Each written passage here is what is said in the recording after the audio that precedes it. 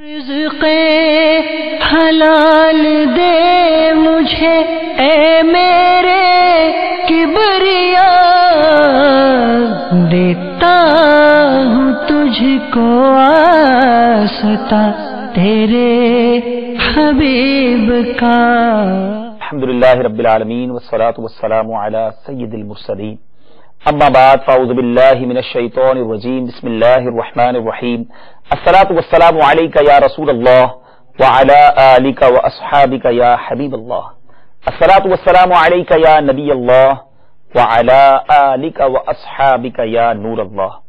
میرے پیارے محترم اسلامی بھائیوں اور مدنی چینل کے ناظرین، الحمدللہ عز و جل ایک بار پھر ہم مدنی چینل کے سلسلے احکام تجارت میں موجود ہیں۔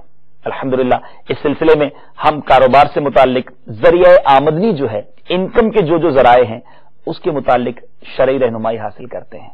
کوشش کرتے ہیں کہ اس سلسلے میں ہم اپنے مفتی صاحب کے جوابات کے ذریعے اسلامی بھائیوں کو شرعی طریقے کے مطابق احسن طریقے سے تجارت کرنے کے احکام بتائیں۔ حضرت ابی بن کعب رضی اللہ تعالیٰ عنہ نے عرض کی پیارے آقا علیہ الصلوۃ والسلام کی بارگاہ میں کہ میں سارے درود وظیفے دعائیں چھوڑ دوں گا اور اپنا سارا وقت درود خوانی میں صرف کروں گا۔ سرکار مدینہ صلی اللہ تعالی علیہ وسلم نے فرمایا، یہ تمہاری فکروں کو دور کرنے کے لیے کافی ہوگا اور تمہارے گناہ معاف کر دیے جائیں گے۔ سبحان اللہ، فکریں دور ہو جائیں، گناہ معاف ہو جائیں، کون نہیں چاہتا؟ یقیناً آپ بھی چاہتے ہوں گے۔ درود پاک پڑھنا اپنا معمول بنا لیجئے، دنیا بھر میں جہاں کہیں ہوں مل کر اپنے آقا و مولا صلی اللہ تعالی علیہ وسلم کی بارگاہ میں درود پاک کا نذرانہ پیش کرتے ہیں۔ صلو علی الحبیب صلی اللہ تعالی علی محمد صلی اللہ علیہ وسلم۔ پہلی کال کی طرف چلتے ہیں، دیکھتے ہیں کہاں سے اسلامی بھائی ہیں اور ہم سے کیا سوال کرنا چاہتے ہیں۔ صلو علی الحبیب صلی اللہ تعالی علی محمد صلی اللہ علیہ وسلم۔ مفتی صاحب سے میرا سوال ہے کہ میں ذمہ کا کام کرتا ہوں، یہ جو پانی سرکاری طور پہ ہمیں معاف سے ملتا ہے، جتنے لوگ ہم اس میں پانی چلاتے ہیں تقریباً 100 کے قریب ہوتے ہیں، تو وہ سب مل کے وہ رشوت ہم سے لیتے ہیں، وہ پانی بڑھوانے کے، ہم اس میں سے وہ سب مل کے بڑھواتے ہیں پانی، تو اس میں بچنا چاہتا ہوں۔ یہ رشوت، یہ جو پانی بڑھا کے دیتے ہیں وہ رشوت لے کے، اس سے میں کیسے بچوں؟ پانی تو مجھے چلانا پڑے گا اس میں سے۔ جی مفتی صاحب، زمیندار اسلامی بھائی لگ رہے تھے اور ماشاءاللہ ان کا ذہن تھا کہ گناہ کا کام نہ کریں، رشوت کا کام نہ کریں، لیکن پانی بڑھانے کے لیے 100 لوگ مل کے دیتے ہیں پیسے، یہ بچنا چاہتے ہیں لیکن پانی بھی تو لیں گے اپنی زمین کے لیے، تو یہ ان کو کیا کرنا چاہیے؟ الحمدللہ رب العالمین والصلاة والسلام علی سید الانبیاء والمرسلین، اما بعد فاعوذ باللہ من الشیطان الرجیم، بسم اللہ الرحمن الرحیم۔ دیکھیے، پانی کی تقسیم کے حوالے سے عام طور پر جتنے بھی حصہ داران ہیں ان کا ایک ضابطہ ہوتا ہے کہ نہر سے جو پانی چلے گا تو جس کی زمین زیادہ ہے اس کو زیادہ گھنٹے دیے جائیں گے، ٹھیک ہے، جس کی زمین کم ہے اس کو کم گھنٹے دیے جائیں گے، ٹھیک ہے۔ گھنٹے کے اعتبار سے لوگ آپس میں نظام تقسیم کرتے ہیں، صحیح، اور غالباً پٹواری وغیرہ جو ہے وہ اس کی نگرانی کرتا ہے، کسی نہ کسی محکمے کے تحت سارا کام ہوتا ہے۔ تو اب ایک تو یہ ہے کہ ان کے مثال کے طور پر ہفتے میں 5 گھنٹے بن رہے ہیں کہ 5 گھنٹے ان کی زمینوں میں پانی چلے گا، یہ ہے ان کا حق، ٹھیک ہے۔ اب یہ 5 گھنٹے مقرر ہو گئے لیکن وہ 5 گھنٹے پورے نہیں ملتے، مطلب جو پٹواری ہے مثال کے طور پر وہ پیسے لے کر 1 گھنٹہ کسی اور کو دے دیتا ہے، صحیح، یا ہونا یہ چاہیے تھا کہ نہر سے لے کر ان کی زمین تک اس دوران کوئی بھی پانی نہیں لے گا، لیکن وہ کسی اور کو بھی اجازت دے دیتا ہے، پانی کا ریشو کم ہو جائے گا۔ تو اگر تو ان کا حق مقرر ہو گیا اور وہ انہیں پورا نہیں مل رہا اور اس کے لیے ساری کوششیں کر لیں، اب انہیں پیسے دینے پڑیں گے، تو یہ تو ہے اپنا حق لینے کے لیے رشوت کا دینا، اس کے جواز کی صورت ہمارے فقہا نے لکھی ہے، یہ دے سکتے ہیں، اس صورت میں دے سکیں گے، لیکن لینے والا گناہگار ہوگا، ٹھیک ہے۔ دوسری صورت یہ ہے کہ ان کے مقرر ہوئے 5 ہی گھنٹے، لیکن پانی کم ہے، ٹھیک ہے، یہ چاہتے ہیں کہ میرے 6 گھنٹے ہو جائیں، 7 گھنٹے ہو جائیں، تو ایسی صورت کے اندر یہ اپنا حق لینے کے لیے نہیں، بلکہ مزید فوائد اٹھانے کے لیے رشوت دیں گے. یہ جو موقع ہے یہ وہی موقع ہے جس سے قرآن و حدیث نے منع کیا ہے. اب ان کا دینا بھی ناجائز ٹھہرے گا. ٹھیک ہے. آپ نے فرمایا کہ اب یہ اپنے فائدے کے لیے کریں گے. اب کسی کی زمین میں پانی ان کو چاہیے ہی 7 گھنٹے کا، کیونکہ اس نے فصل لگائی ہوئی ہے، اس کے لیے پانی چاہیے، اور اب وہ 5 گھنٹے دیتے ہیں یا مقرر کر دیتے ہیں کہ بھائی آپ کو ہم 5 گھنٹے دیں گے، تو وہ 2 گھنٹے زائد پانی لینا اپنا حق نہ ہوا؟ دیکھیے پانی کی اس پر ہوتا ہے، پانی مقرر مہیا کتنا ہے، موجود کتنا ہے. ٹھیک ہے. جو فارمولا بنایا گیا ہوگا اس میں سب چیزوں کو دیکھا گیا ہوگا، اس کے بعد ہی ان کے گھنٹے مقرر کیے گئے ہوں گے. اب بعض لوگ صرف اپنا ہی فائدہ سوچتے ہیں تو وہ یہ شارٹ کٹ راستہ تلاش کرتے ہیں. ٹھیک ہے. تو یہ ہمارا امید ہے کہ جو زمیندار اسلامی بھائی ہیں ان کو پتہ چل گیا ہوگا کہ، اور مزید یہ کہ کیسے بچے. ان کا کہنا یہ تھا کہ اب 100 لوگ مل کر دیتے ہیں پیسے، مجھے اپنے حصے کا پانی بھی لینا ہے، میں رشوت سے کیسے بچ جاؤں. تو یہی انداز ہوگا کہ اگر دونوں صورتوں میں کون سی صورت ہے پہلے یہ دیکھ لیں، اس کے بعد فیصلہ کریں. پہلے تو یہ فیصلہ کریں کہ ان کے پاس پانی آتا کتنا ہے. ٹھیک. جتنا پانی آتا ہے اتنا یہ بیج ڈالیں. ٹھیک ہے. اتنی ہی فصل لگائیں. صحیح. اور اتنا پانی اگر انہیں میسر نہیں ہے اور یہ اس امید پر کہ میں رشوت دوں گا اور مزید بھی مل جائے گا، تو یہ اس کام کا آغاز ہی چادر دے کر کریں. صحیح. کہتے ہیں چادر دے کر پاؤں پھیلانا. ٹھیک ہے. کہ جتنا مہیا ہے اس کے مطابق اپنا نظام چلائیں. ماشاءاللہ آپ کا ذہن بھی اچھا ہے، آپ خود بھی چاہ رہے ہیں ان کاموں سے بچنا. تو امید ہے کہ آج کے جواب کے بعد آپ کے لیے رہنمائی کا سامان ہو گیا ہوگا. ایک اور کال کو سلسلے میں شامل کرتے ہیں اور دیکھتے ہیں کہاں سے اسلامی بھائی ہم سے کیا سوال کرنا چاہتے ہیں. صلو علی الحبیب صلی اللہ تعالی علی محمد صلی اللہ علیہ وسلم. السلام علیکم ورحمۃ اللہ وبرکاتہ. وعلیکم السلام ورحمۃ اللہ وبرکاتہ. غلام قاسم بات کر رہا ہوں گلزار طیبہ سے. جی. مفتی صاحب سے میری ریکویسٹ یہ ہے کہ سرکاری ملازمین کی کچھ رقم مخصوص کردہ تنخواہ سے کاٹی جاتی ہے جس کو جی پی فنڈ کہتے ہیں، تو اسلام کی روح میں یہ کٹوانی کیسی ہے؟ اور اس سے بڑھ کر کچھ ملازمین ایسے ہیں کہ جو اس کی رقم مخصوص رقم میں زیادہ کر دیتے ہیں اس کا اماؤنٹ، تو اور اس کے بعد سال پر منافع بھی ملتا ہے. تو اسلام کی روشنی میں یہ مہربانی کیجیے گا، بتائیے گا کہ اس کا کیا کٹوانا جائز ہے یا نہیں. السلام علیکم ورحمۃ اللہ وبرکاتہ. وعلیکم السلام ورحمۃ اللہ وبرکاتہ. غلام قاسم بھائی گلزار طیبہ سے آپ نے کال کیا، مرحبا کہتے ہیں اپنے سلسلے میں. جی حضور، سرکاری ملازمین کا اس طرح کا فنڈ میں رقم کو کٹوانا کیسا، اور پھر اس پہ جو نفع ملتا ہے وہ لینا کیسا؟ دیکھیے ہمارے علماء نے مطلب کہ اس بات کا تو تمام علماء کا اتفاق ہے کہ جی پی فنڈ میں جو رقم جمع ہو رہی ہے وہ جس طریقے سے انویسٹ ہوتی ہے وہ سودی طریقہ ہوتا ہے. جس طریقے سے سودی بینکوں کا نظام ہے لگ بھگ وہی نظام ان کا ہوتا ہے، کھاتے بنے ہوئے ہوتے ہیں. تو اس رقم میں جو یوز ہونا ہے وہ سودی مطلب کہ موڈ کے مطابق استعمال ہونا ہے. ٹھیک ہے. اور پھر اس کا نفع ملنا ہے. اب رہ گئی بات یہ کہ اس مطلب کہ اختیار کرنا جی پی فنڈ کو وہاں جمع کروانا. مختلف محکمہ جات کے اندر مختلف طرح کے آپشن ہوتے ہیں. ٹھیک ہے. مثال کے طور پر کہیں پر چوائس ہوتی ہے کہ آپ چاہیں تو آپ کا جی پی فنڈ بنے گا ورنہ نہیں بنے گا. تو جہاں چوائس ہو تو وہاں پر ایسا فنڈ بنانا یہ جائز نہیں ہے، کیونکہ آپ ایگریمنٹ کریں گے کہ جناب ٹھیک ہے میرا یہ فنڈ ہوگا، اتنے مجھے نفع ملے گا، میرا انتقال ہو جائے تو فلاں کے لیے نومینیشن ہے.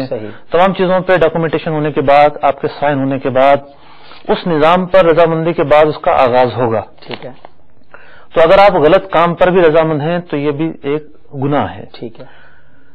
دوسری صورت یہ ہے کہ جبری معاملہ ہے کہ جو نوکری پیشہ آپشن نہیں ہے، افراد ہیں ان کی تنخواہ کا کچھ نہ کچھ حصہ وہاں جانا ہے. ٹھیک ہے. تو اس جبری معاملے کے اندر ہمارے علماء نے اجازت دی ہے کہ اگر جبرن کٹ رہا ہے تو کٹنے والا جس کی مطلب کہ تنخواہ کٹ رہی ہے وہ گناہ گار نہیں ہوگا. ٹھیک ہے. لیکن جو رقم اس کی کٹ کر اس اکاؤنٹ کے اندر جمع ہو رہی ہے وہ رقم جائز ہے. اس کی اپنی رقم ہے، اس کے ناجائز ہونے میں کوئی شبہ نہیں. لیکن اس پر جو نفع اسے ملے گا وہ نفع بہرحال ناجائز اور سودی رقم ہوگی. یہ 6 مہینے بعد ملے یا نوکری کے ختم ہونے کے بعد ملے تو اس نفع کو صدقہ کرنا ضروری ہوگا. ٹھیک ہے. اور ان کا جو دوسرا پہلو تھا کہ مثال کے طور پر رقم کٹتی ہے 200-400 روپے، 10 یا 12% لگنے کے بعد بہت کم نفع سال کا کسی شخص کو ملتا ہے. اب کوئی شخص یہ چاہتا ہے کہ میں رقم جو ہے وہ گھر لے جاؤں گا تو خرچ ہو جائے گی، تو 200-400 کے بجائے 2-4 ہزار روپے اس میں میرے جمع ہوتے بڑھوا دیتا ہے.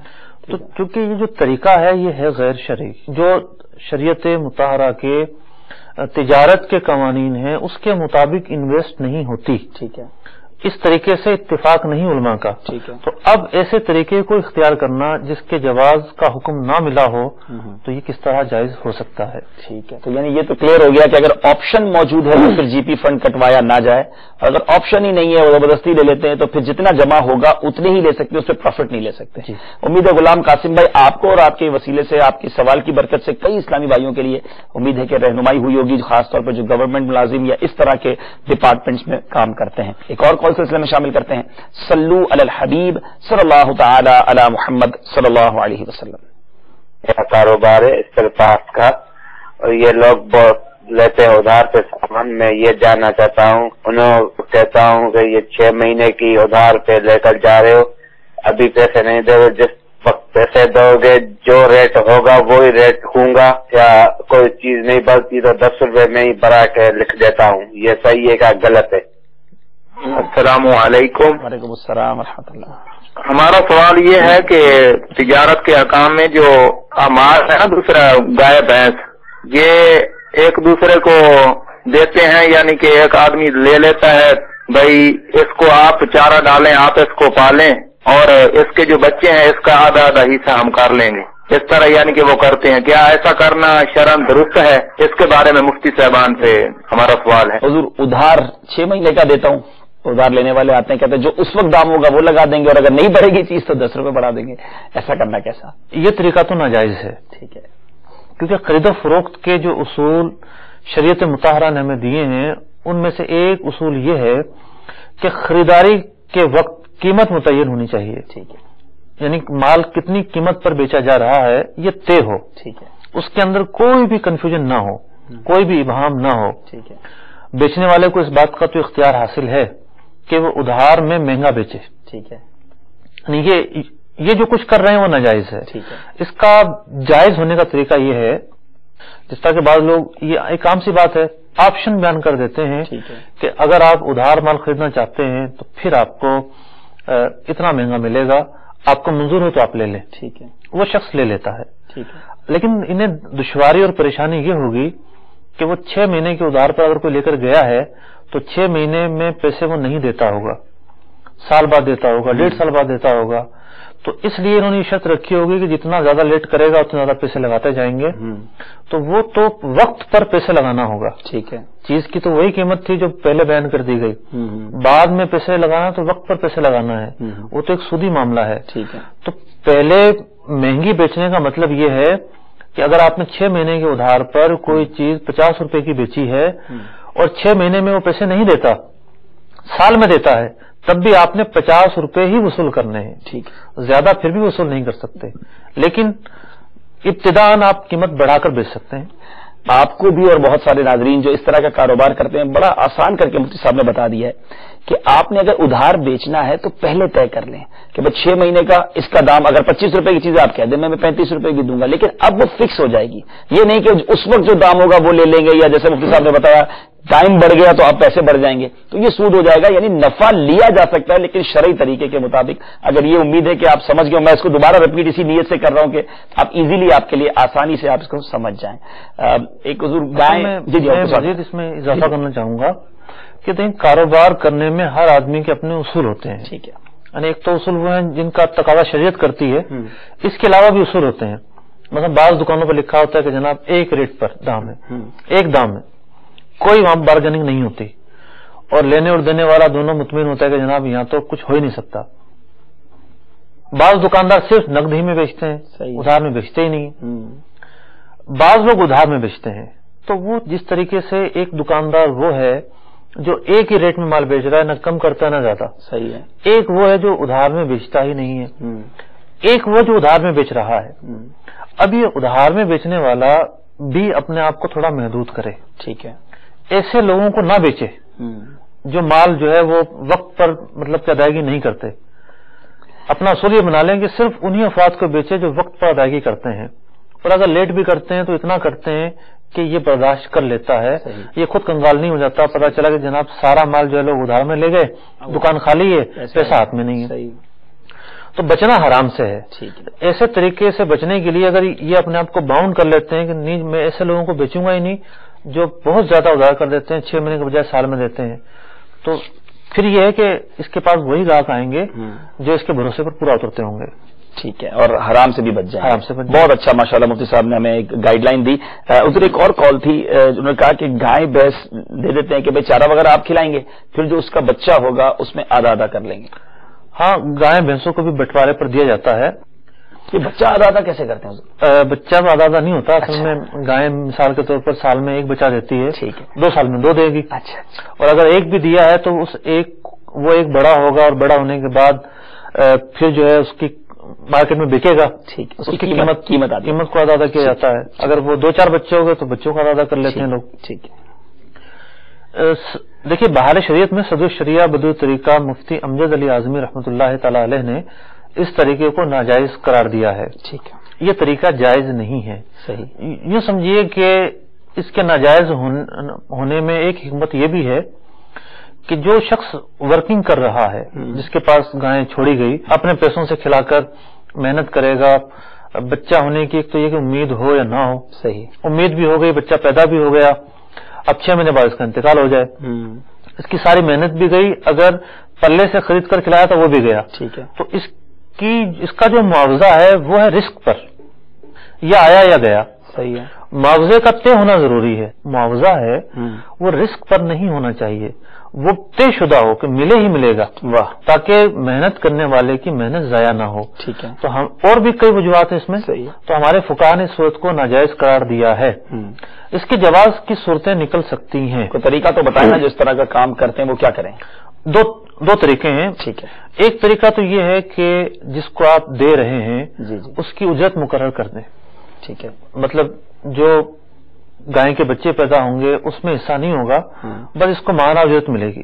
کتنا ماہانہ دے دیں گے کھلانے پلانے؟ 500 روپے. ٹھیک ہے. 1000 روپے اس کا مہینہ مقرر کر دیا, وہ مہینہ یہ لے لے گا. ٹھیک ہے. دوسرا طریقہ یہ ہے کہ مثال کے طور پر کوئی شخص 40,000 روپے کی گائے خریدتا ہے. ٹھیک ہے. تو وہ اسے یہ کہے کہ بھئی میں گائے خریدنا چاہتا ہوں, 40,000 روپے کی ہے. ٹھیک ہے. تم بھی اس میں شامل ہو جاؤ. صحیح ہے. مثال کے طور پر وہ اگر 20,000 روپے ملا دے تو دونوں کا آدھا آدھا حصہ ہو گیا. ٹھیک ہے. اگر اس کے پاس 20,000 روپے نہیں ہیں تو اس کے پاس 10,000 روپے ہیں تو اس کا ایک حصہ اور 3 حصے اس کے ہو جائیں گے. ٹھیک ہے. اور بالفرض یوں بھی نہ ہو سکے, وہ بیچارہ اتنا غریب ہے کہ اس کے پاس 10,000 روپے بھی نہیں ہے. ٹھیک ہے. تو یہ گائے والا اسے جتنا حصہ اس کا شامل کرنا چاہتا ہے اتنا قرضہ دے دے. ٹھیک ہے. مثال کے طور پر اس نے گائے لینی تھی, اس سے یہ کہے کہ ایسا کرے کہ یہ 10,000 روپے تم مجھ سے قرضہ لے لو اور مجھے دے دو. وہ اب گائے میں حصہ ملا, انویسٹ کے لیے مجھے دے دو. ٹھیک ہے. قرضہ لے کر 10,000 روپے وہ اپنی طرف سے ملا دے اور 30,000 روپے یہ ملا دے. ٹھیک ہے. اب دونوں اپنی رقمیں ملا کر, کیونکہ جو قرض رقم لیتا ہے وہ بھی عارضی مدت کے لیے اس کا مالک بن جاتا ہے. ٹھیک. اس سے وہ جو چاہے کرے. ٹھیک ہے. اب ایک گائے خرید لی گئی. اب اس گائے سے جو بھی نفع ہوگا وہ ان دونوں کا ہوگا. ٹھیک ہے. اگر اس گائے سے بچے پیدا ہوئے ہیں ان بچوں پر دونوں اپنے شیئر کے مطابق حصے دار بنیں گے. ٹھیک ہے. اب بہر صورت مطلب کہ لازمی طور پر اسے حصہ ملنا ہی ملنا ہے. ٹھیک ہے. یہ اس کے جواز کی صورت ہے. ٹھیک ہے. رہی بات کھانے پلانے کی اور اخراجات کی, وہی آپس میں تقسیم کر لیں گے. ٹھیک. اگر کوئی اپنی محنت سے رضا اور خوشی کے مطلب ان جانوروں کو چراتا ہے, جنگلوں کے اندر سرکاری گھاس چرتے ہیں تو کوئی خرچہ ہی نہیں ہے. ٹھیک ہے. ایک اپنی محنت صرف کر رہا ہے, اپنی خوشی سے کر رہا ہے. ٹھیک ہے. اور اگر کوئی خرچہ ہے تو پھر وہ دونوں آپس میں تقسیم کر لیں گے. ٹھیک ہے. یوں ان کا جانوروں کے اندر جو انویسٹ ہے شرعی طریقے سے ممکن ہو پائے گا. چاہے تو اس کو قرض معاف کر دے, جیسے اگر قرض معاف نہیں ہوگا, قرض اس کو معاف نہیں کرے گا. قرض معاف نہ کرے ورنہ تو یہ فائدہ نہیں اٹھائے گا. ٹھیک ہے. جب یہ معاملہ اینڈ ہونے لگے, انجام کو پہنچے, تو وہ جانور جتنے بھی ہوئے ہوں, مطلب 4-5 سال یہ معاملہ چلا, تو دونوں بیچ کر تقسیم کر لیں اپنا نفع, اور یہ اس کا جو قرضہ تھا وہ واپس کر دیں. ٹھیک ہے. ارے مفتی صاحب یہ بتائیں کہ آپ نے فرمایا کہ جتنا حصہ ہوگا اتنا شیئر لے گا, تو جس کا جتنا مال میں حصہ ہوگا اتنا ہی پروفٹ لے سکتے ہیں یا اوپر نیچے بھی کر سکتے ہیں اس کو؟ دیکھیں یہ ہے شرکت ملک, شرکت عقد نہیں ہے. یعنی وہ جو شرکت ہوتی ہے پارٹنرشپ, یہ ویسی نہیں ہے. اچھا. شرکت ملک کے اندر دونوں اپنے کیپٹل کے مطابق ہی حصہ لے سکتے ہیں, کم زیادہ نہیں کر سکتے. اسی لیے میں نے کہا کہ 10,000 روپے ملائے, کیونکہ انویسٹر جو ہوتا ہے وہ یہ چاہتا ہے کہ اسے نفع زیادہ ملے. تو اگر یہ चाहते हैं कि दोनों को बराबर बराबर नफा मिले, तो 20,000 इसके मिला ले, 20,000 वो अपने मिला ले। ठीक है, माशाल्लाह। उम्मीद है कि हमारे जो गाय भैंस का काम करते हैं उनके लिए भी रहनुमाई का सामान हुआ और हमें पार्टनरशिप के हवाले से भी बड़ी प्यारी एक बात सीखने को मिली। एक और कॉल शामिल करते हैं। सल्लू अलल हबीब सल्लल्लाहु तआला अला मुहम्मद सल्लल्लाहु अलैहि वसल्लम। अस्सलामु अलैकुम व रहमतुल्लाहि व बरकातुहू। अस्सलाम व रहमतुल्लाहि व बरकातुहू।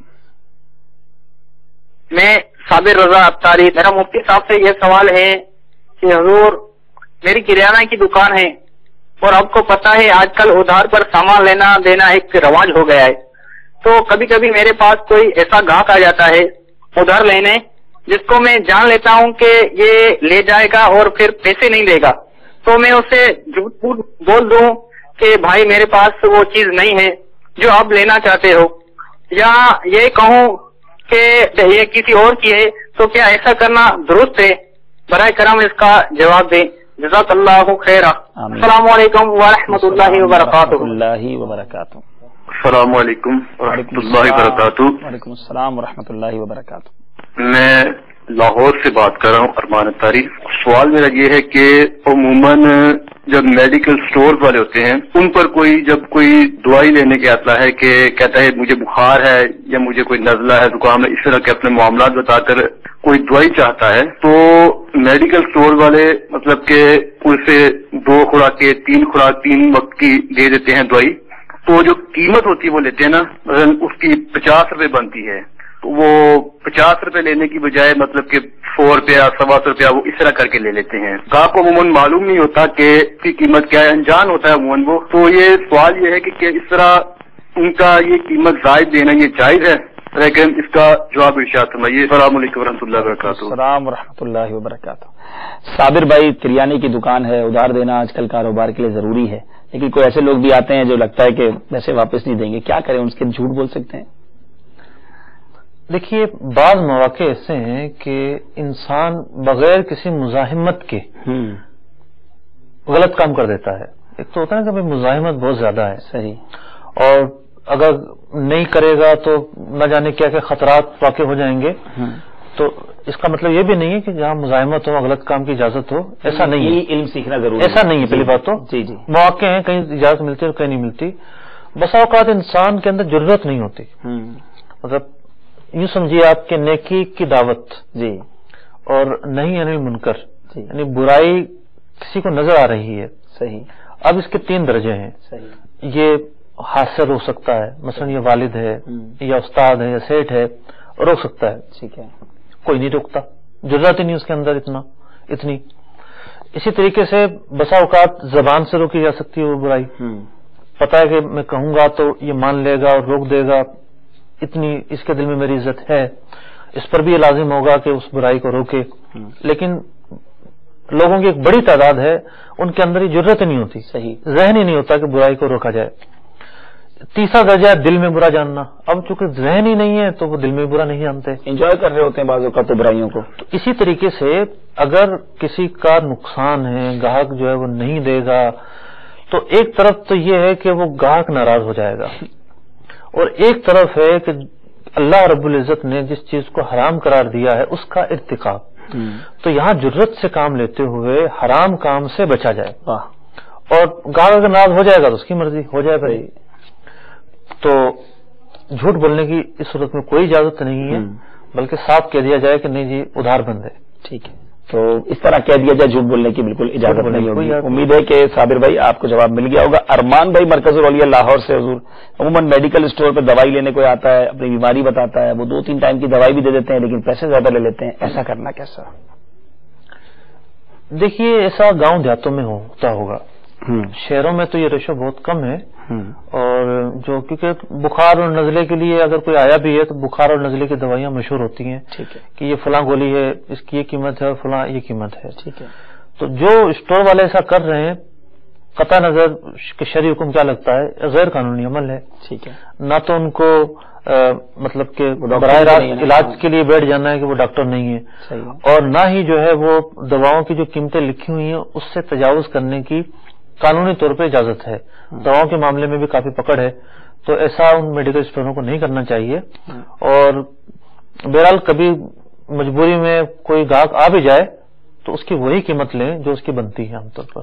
ارمان بھائی امید ہے آپ کو بھی جواب مل گیا ہوگا. کالز مزید باقی ہیں, آئیے کال کی طرف چلتے ہیں. صلو علی الحبیب صلی اللہ تعالی علی محمد صلی اللہ علیہ وسلم. السلام علیکم. وعلیکم السلام. محمد تنویر رشید جی, مکہ مکرمہ سے بات کر رہا ہوں. میں فوٹوگرافر ہوں جی, فوٹو کا کام کرتا ہوں یہاں پہ, اور مجھے اس کام کے بارے میں شریعت کی روشنی میں کچھ رہنمائی فرمائیں, اور اس کے علاوہ کی جو زکوٰۃ وغیرہ اگر میرے مال پہ جو بنتی ہے تو اس میں مجھے ذرا برائے مہربانی جو ہے نا شریعت کی روشنی میں فرمائیں, چاہے کہ یہ میرا کام جائز ہے بھی کہ نہیں جائز.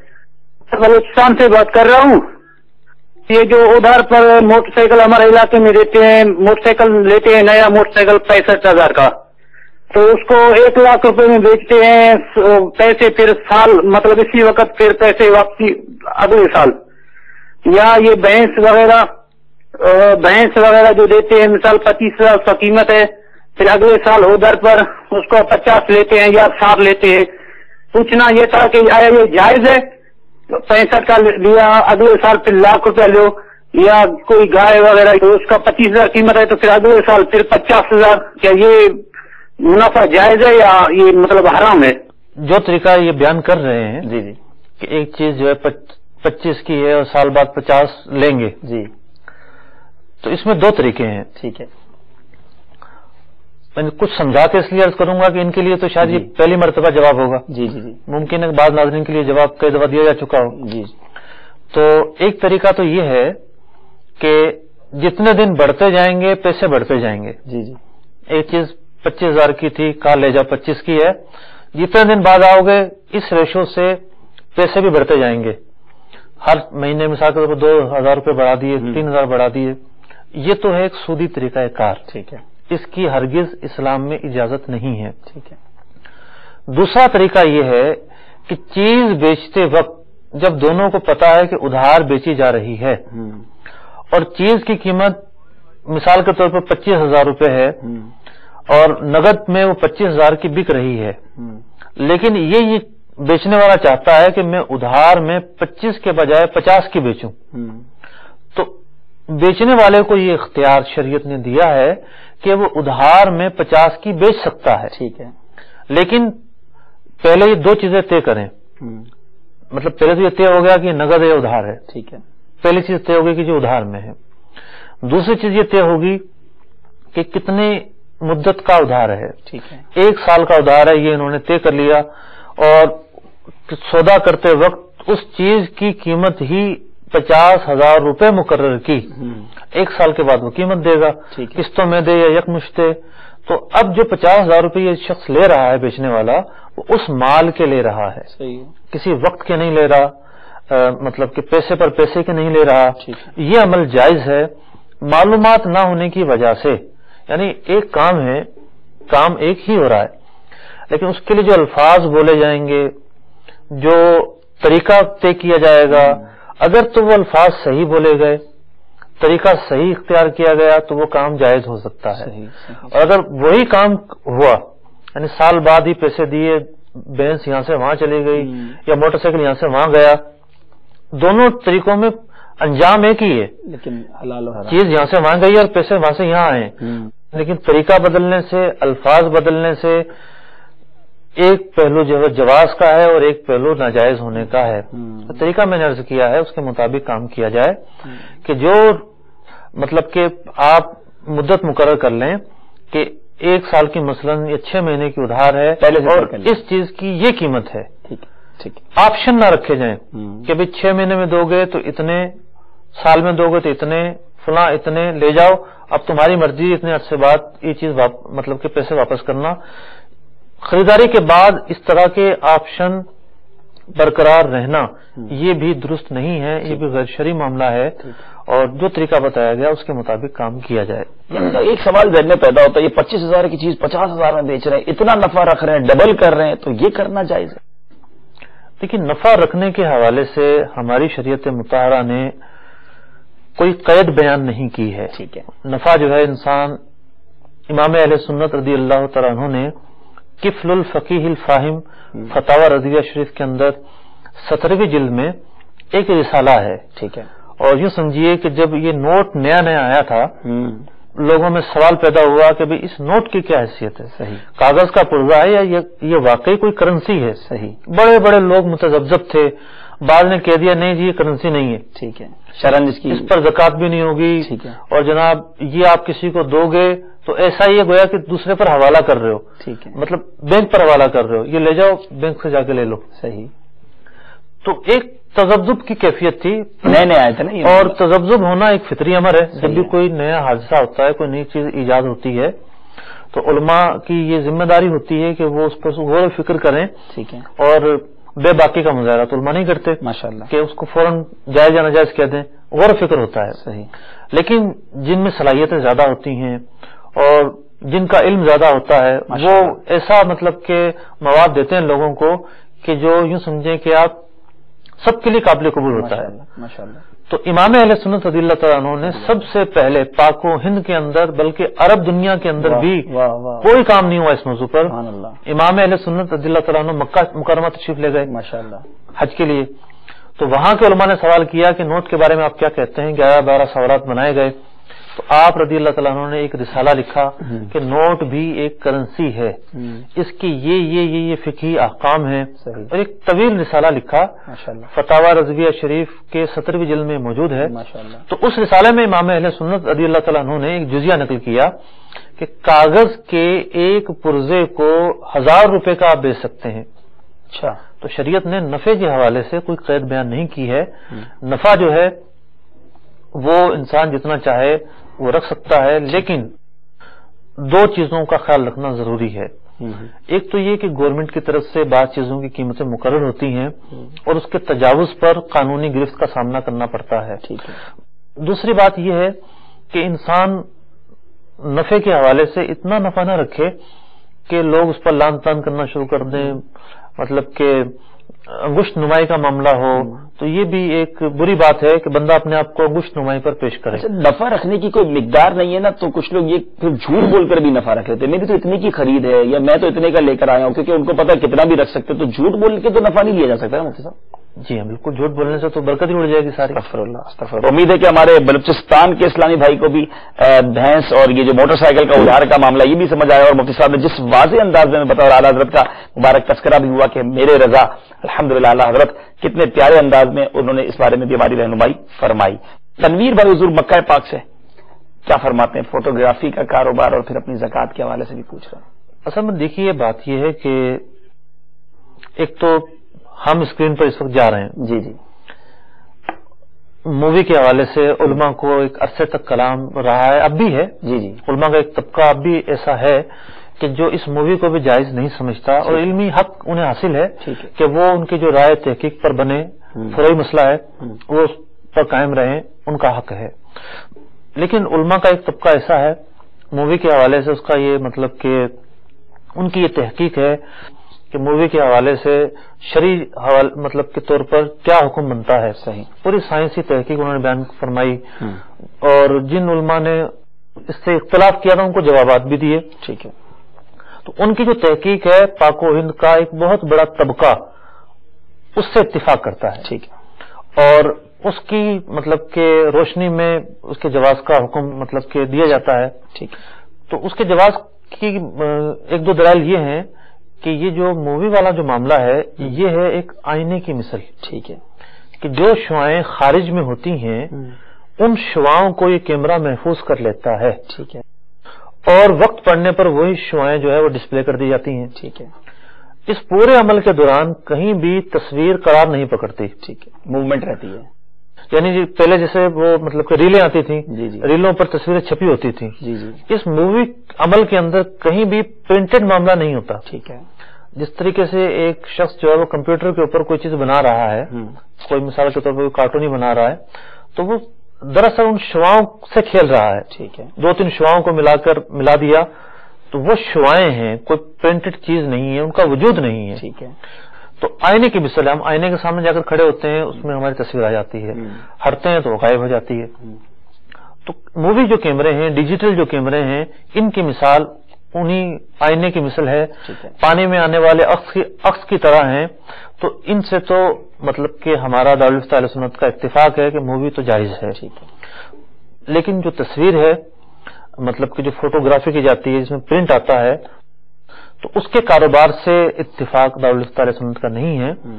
डिजिटल कैमरे भी तो हैं मुफ्ती साहब, जिस तरह आपने मूवी का फरमाया, इस तरह डिजिटल फोटो खींचते हैं जो मोबाइल से, जैसे हम तस्वीर खींचते हैं तो बाकायदा मोबाइल में प्रिंट तो नहीं होता है, तो ये मोबाइल की तस्वीर खींचना या डिजिटल कैमरे से किसी की पिक्चर खींचना, ये भी शरन जायज नहीं होगा? देखिए, जायज तस्वीर अगर आप खींच रहे हैं, मतलब ऐसी तस्वीर खींची गई है जिसका देखना भी जायज है, ठीक है, लेकिन उसके बाद अगर प्रिंट निकाला जाता है, अच्छा, तो अब वो वजूद में आ गई चीज। अच्छा, प्रिंट निकालने से पहले की हद तक तो मामला ठीक था, प्रिंट निकाल के मामला और गड़बड़ हो गया। तो उम्मीद है कि हमारे तनवीर भाई आपको मसला भी पता चल गया होगा। अच्छा, अब ये जनरल सवाल कर लेते हैं, अगर किसी का कारोबार ऐसा है जो जायज नहीं है, तो फिर उसकी ज़कात बनती है या उसकी ज़कात वो ना देते, क्या होता है? देखिए, अगर तो आमदनी नाजायज करार पाती है, ठीक है, कि भाई ये आमदनी नाजायज है, हलाल नहीं है, ठीक है, तो ऐसी रकम पर तो ज़कात भी नहीं होगी। ज़कात भी नहीं होगी, लेकिन ऐसे आमदनी को फौरन छोड़ देना चाहिए। जी। तनवीर, उम्मीद है कि आपको जवाब मिल गया होगा, तो उम्मीद है कि आपको मैसेज भी मिल गया होगा आपने क्या करना चाहिए। कॉल्स की तरफ चलते हैं। सल्लु अलल हबीब सल्लल्लाहु तआला अला मुहम्मद सल्लल्लाहु अलैहि वसल्लम। अस्सलाम वालेकुम। वालेकुम अस्सलाम व रहमतुल्लाहि व बरकातहू। इजाज बोल रहा हूँ स्पेन से। भाई सवाल ये है कि दो दोस्त हैं, उन्होंने कारोबार मिलके शुरू किया है। एक ने 4000 यूरो और दूसरे ने 2000 यूरो डाला है। 2000 वाला दुकान पे काम कर रहा है, वो 500 यूरो अपनी तनख्वाह निकाल के बाकी जो बचत होती है उसको 50-50 करना चाहते हैं। लेकिन जो दुकान पे काम कर रहा है वो कहता है कि जो मैं आपको बचत दे रहा हूँ ये सूद बन जाता है, हर महीने की मैं आपको बचत देता हूँ, ये सूद बन जाता है। तो सर इसके अंतर्गत बताएं, क्योंकि उन्होंने वो कीमत फिक्स कर दी है कि 300 यूरो आपको दे दूंगा महीने की, लेकिन वो देने वाला अब जो है वो मुकर रहा है, नहीं दे रहा। इसके मतलब ये जवाब मुझे बता दीजिए। अस्सलाम वालेकुम। वालेकुम अस्सलाम। मेरा सवाल ये है कि मेरा रेडीमेड का काम है, गारमेंट्स का, तो मैं वहाँ पे किसी से पैसे लेकर और उसे इस तरह लगवा सकता हूँ कि उसे 2 रुपए पर पीस दे दूं, रुपया 2 रुपया 3 रुपए पर पीस दूं, तो क्या ये जायज होगा? महीने में जितना भी माल कटेगा, या नहीं कटेगा तो नहीं दूंगा, कटेगा तो दूंगा, ये जायज होगा या नहीं जायज होगा? जी हुजूर। एजाज भाई स्पेन से, दो दोस्त मिलकर कारोबार करते हैं, एक ने 4000 यूरो दिए, दूसरे ने 2000 यूरो दिए, और दुकान पर जो काम करता है उसकी 2000 यूरो वाला काम भी करता है, उसको 500 तनख्वाह भी दे दी। अब एक तो तनख्वाह देना कैसा, फिर आपस में वो चाहते हैं कि इसको 50-50 कर लें, तो ऐसा करना कैसा? देखिए, जो तरीका इन्होंने अपनाया वो तो दुरुस्त नहीं है। ठीक है, इसमें यह हो सकता था कि जो काम कर रहा है उसके नफे का रेशो ज्यादा कर दिया जाए। अच्छा, अगर 50-50 पहले मुकर्रर था और काम करने वाला ये समझता है कि मैं ज्यादा काम करता हूँ, तो 70 कर ले वो, हालांकि पैसे कम मिलाए उसने। जो शख्स काम कर रहा है अगरचे कि उसके पैसे उसने कम मिलाए हैं, वो अपने कैपिटल से ज्यादा नफा शरन मुकर्रर कर सकता है। ठीक है, ठीक है। हाँ, जो काम भी नहीं कर रहा, कैपिटल भी कम है, ठीक है, नफे का रेशो भी ज्यादा रखे, वो सूरत जायज नहीं है। काम करने वाला अगरचे कि उसका कैपिटल कम हो, क्योंकि जो नफा मिलता है ना, ये 2 चीजों की वजह से मिलता है। जी जी। एक कैपिटल के बिहाफ पर और एक मेहनत की बिहाफ पर। ठीक है। तो इसका अगरचे कि कैपिटल कम है लेकिन इसकी मेहनत ज्यादा है। ठीक है। तो ये अपना जो नफे का रेशो और तनासुब है वो मुकर्रर कर लें, तनख्वाह मुकर्रर ना करें। ये जो मसला है ये बड़ा ही अहम मसला है। ठीक है। किस तरीके से मुख्तलिफ मौक़ों पर इससे मिलते जुलते बहुत सारे मसाइल हमारे पास आए जी। मसलन कई पार्टनर हैं, एक जो है वो ज्यादा वक्त देते हैं, दूसरे बहुत कम देते हैं और बाउंड भी नहीं होते। सही है। तो एक रूल मुकर्रर कर लिए जाते हैं कि जनाब ये जो शख्स है ये इसे चाहिए कि ज्यादा वक्त दे, लिहाजा इसकी तनख्वाह मुकर्रर कर दी जाए। सही है। तनख्वाह के लालच में ही आकर वक्त भी दे दिया करेगा। और कई ऐसे तरीकेकार होते हैं जिसमें पार्टनर जो हैं वो किसी न किसी तौर पर अपनी तनख्वाह मुकर्रर कर लेते हैं। सही है। तो पार्टनर्स जो हैं वो तो उनको जो तयशुदा नफे का फीसद है जी जी वही मिलेगा। ठीक है। और नफा हुआ जब ही मिलेगा। सही। नफा नहीं हुआ तो कुछ भी नहीं मिलेगा, कुछ भी नहीं मिलेगा। तो उनका इस तरीके से मतलब कि नफा मुकर्रर कर तनख्वाह मुकर्रर कर लेना वो जायज नहीं है। यानी अब ये जो काम करने वाला उसका रेशियो चाहे तो बढ़ा ले ताकि उसी में से उसकी वर्किंग के पैसे भी उसको कुछ ना कुछ मिल जाए। अच्छा, ये तो हो सकता है ना मुफ्ती साहब के पार्टनरशिप चल रही है, अब महाना मुझे कुछ हाजत है तो महाना मैं कुछ अपने हिस्से में से तो ले सकता हूँ। یہ ایڈوانس لینا ہے. ٹھیک ہے. مطلب کاروبار چل رہا ہے، رولنگ میں ہے اور پیسے کوئی بھی نہیں نکال رہا. ٹھیک ہے. گھر چلانے کے لیے کچھ نہ کچھ پیسے سب کو چاہیے یا کسی ایک کو چاہیے تو وہ پیسے لے سکتا ہے. وہ ایڈوانس ہو جائے، وہ ایک طرح سے ایڈوانس ہوں گے، اس کے ذمے جو ہے وہ رہیں گے. جب حساب ہو جائے گا تو اس میں سے مائنس کریں. اگر نفع ہو گیا تو مائنس کر لے جائیں گے، نفع نہیں ہوا اس سے واپس لے لیے جائیں گے. ٹھیک ہے. ریڈی میڈ گارمنٹ کا کام کرنے والے کراچی کے ایک اسلام بھائی کی کال تھی کہ وہ کسی سے پیسے لے کر کے یہ فکس کر سکتے ہیں کہ میرے جتنے پیس کٹیں گے پر پیس میں 2 روپے 3 روپے دے دوں. اصل میں مارکیٹ میں ایک کام اس طرح بھی ہوتا ہے جی کہ کام کرنے والے کے پاس پیسے نہیں ہیں. ٹھیک. وہ انویسٹر سے کہتا ہے کہ جناب تم مجھے پیسے دے دو، جی میں مال خریدوں گا، پر پیس تمہیں اتنے پیسے دے دوں گا. تو اب دیکھنا یہ ہے کہ شرعی تقاضوں پر یہ معاملہ پورا اترتا ہے یا نہیں اترتا. ٹھیک ہے. بظاہر یہ صورت ہے مداربت کی. ٹھیک ہے. کہ ایک کے پیسے ہیں اور ایک محنت کر رہا ہے. صحیح. مداربت کے اندر جو نفع مقرر کیا جاتا ہے اس نفع مقرر کرنے کا ضابطہ یہ ہے کہ نفع ریشو سے جو ہے وہ مقرر کیا جائے. ٹھیک ہے. یعنی دونوں تناسب سے مقرر کریں. پر ڈیل، پر پیس یا پر ڈے اس طرح کے معاملات کی بنیاد پر نفع مقرر نہیں کیا جا سکتا. ٹھیک ہے. بلکہ یہ یوں کہیں گے جی مجھے ایک ڈیل کرنی ہے اور اس ڈیل کے اندر مجھے جتنا بھی نفع ہوگا 10% میں آپ کو دوں گا، 90% خود رکھوں گا. اگر یوں یہ کرتے ہیں کسی کے پیسے لے کر، اس میں شرط یہ ہے کہ ان کے اپنے پیسے نہ ہوں، مداربت جبھی بنے گی، ورنہ شرکت بن جائے گی. ٹھیک ہے. اس میں بھی شیئرنگ ہو سکتی ہے. تو اگر تو یوں ہے کہ یہ اس سے پیسے لیتے ہیں اور ان کا پیسہ نہیں ہے، محنت ہے، ایک ڈیل کی اور اس پر تناسب مقرر کر لیا، اس پوری ڈیل میں خرچے نکالنے کے بعد جو نفع ہوگا اتنے فیصد میں آپ کو دوں گا، اتنا میرا ہوگا، یہ تو جائز ہے. ٹھیک ہے. اگر یہ مقرر کر لیتے ہیں آپ سے جو میں پیسے لے رہا ہوں پر پیس آپ کو اتنا نفع دوں گا، یہ جائز نہیں ہے. ہاں اس میں تو یہ بھی ہو گیا نا مفتی صاحب کہ پیس پر نفع دے دیا، پتہ نہیں اس پیس پہ اس کو خود نفع ہوا بھی کہ نہیں ہوا، نفع ہو یا نہ ہو اس کو دینے پڑیں گے، اس کو دینے پڑیں گے. تو اس میں تو کباہت آ جائے گی. یہ کاروبار نہیں ہے. جی. تو کراچی میں ہی آپ موجود ہیں تو مزید آپ کو مشورہ دوں گا کہ آپ دارالفتہ اہل سنت کو وزٹ بھی کر لیں تاکہ آپ مزید جا کر ہو سکتا ہے آپ کو کوئی ایسا حل دے دیا جائے جس کے ذریعے آپ اچھے انداز سے اپنا کاروبار کر سکیں. سلسلے کا وقت اختتام پر پہنچ گیا. آپ کی کچھ کالز باقی رہ گئی، انشاءاللہ پھر زندگی رہی تو آپ کی کالز کو شامل کریں گے. اللہ تعالیٰ سے دعا ہے کہ مالک کریم ہمیں شرعی تقاضوں کے مطابق کاروبار کرنے کی توفیق عطا فرمائے. آمین بجاہ نبی امین صلی اللہ تعالی علیہ وسلم. رزق حلال دے مجھے اے میرے کبریا، دیکھتا ہوں تجھ کو آستا تیرے حبیب کا. ابھی جو آپ نے سلسلہ ملاحظہ فرمایا اس کے بارے میں اپنے تاثرات اور مدنی مشورے 0312-492-1389 اور 0301-2612-176 پر SMS یا feedback@madanichannel.tv پر میل کر سکتے ہیں.